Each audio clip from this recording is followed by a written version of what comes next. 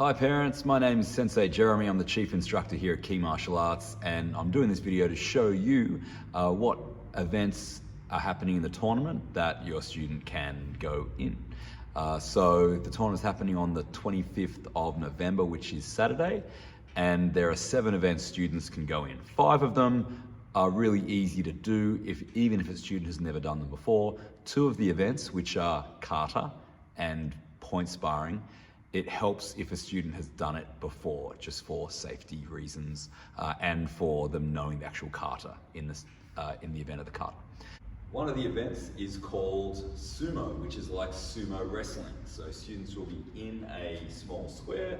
In the tournament, we're going to have coloured mats, and the change in the colour is going to show the boundaries. Here I'm just demonstrating with cones.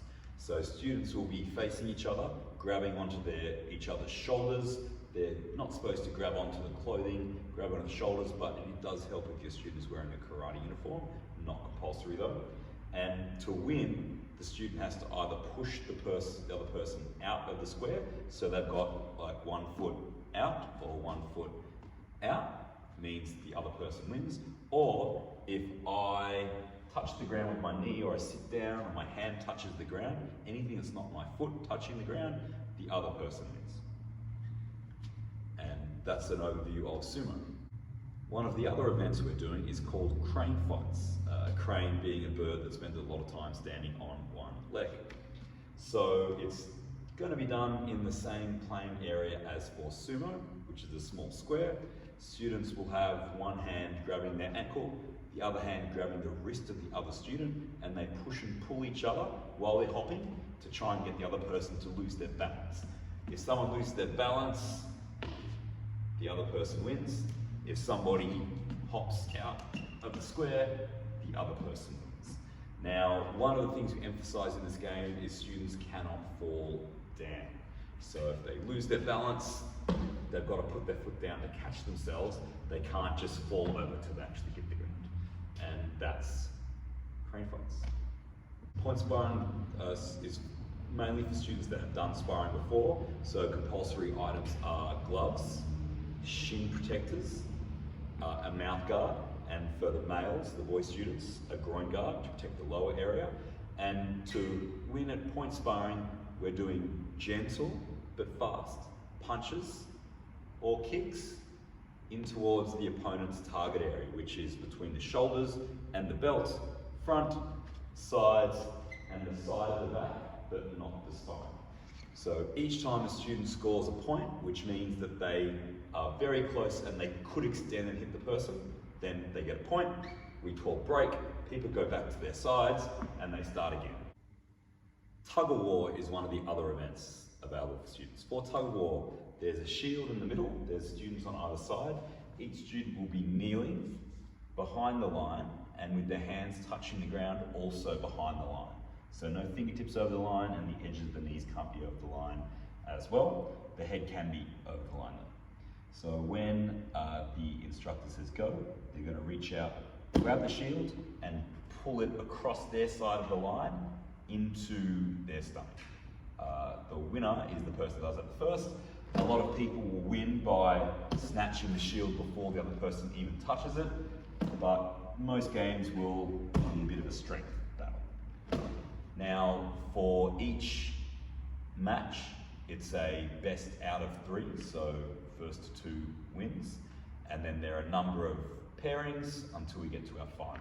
So minimum of 3 games in this. If you get to the finals, then you'll have a 4th game, and so semi-finals will be a 4th game, and the finals will be a 5th game for those people that are in the top 2. Board breaking is one of the most popular events that happen at the tournament.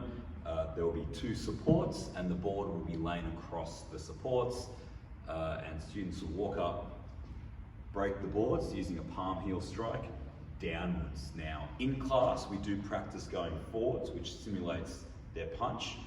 For a tournament, to make sure that it's very even, we use the blocks all the time instead of someone holding the shield. So the board will go across the blocks on the close side to the student. They get 2 attempts to break. If they try and break and it doesn't break, it'll get put back together again, back like it's fully connected, so it's like they're doing it again for the first time. And then on the second time, they try again to break it. If they don't break it, then they're eliminated. Now we start with the easier boards and we build up to the harder boards. So as we get to about the orange board, green board is where some of the younger students can start having trouble. For the older students, getting up to the brown board, even to the black board, and having stacks of boards like the black board and an orange board, for example, keep on stacking them up until we get a win. The obstacle course is another one of our really popular events. Previously, we've only allowed our younger students to do obstacle course. This year, we're letting anyone do it. So it'll consist of a number of obstacles. So students will start, there'll be a number of agility obstacles they have to get through as fast as possible. They'll need to do some strikes against one of the targets, complete the circuit as quickly as they can, and then at the end, they've got to break one of the boards to show that they're finished. Each person gets 2 attempts. The fastest of each attempt will be used, and then we use that to find the finalists, and then we have a final to work out who the first, second, and third place getters are. Kata is the event where students demonstrate their kata. They'll get to do it twice. Each time will be scored. Their best score will be taken to find the finalists, and then the finalists will decide the gold, silver, and bronze medal winners. The recommendation is that students don't do the absolute hardest kata that they're a bit unclear of. They should choose the hardest kata that they know the best. So if your student is doing a easier kata but they do it very, very well, that is going to be scored better than a more advanced kata that they don't do so well. If students are pretty equal in their technique, then the person who does the hardest kata does have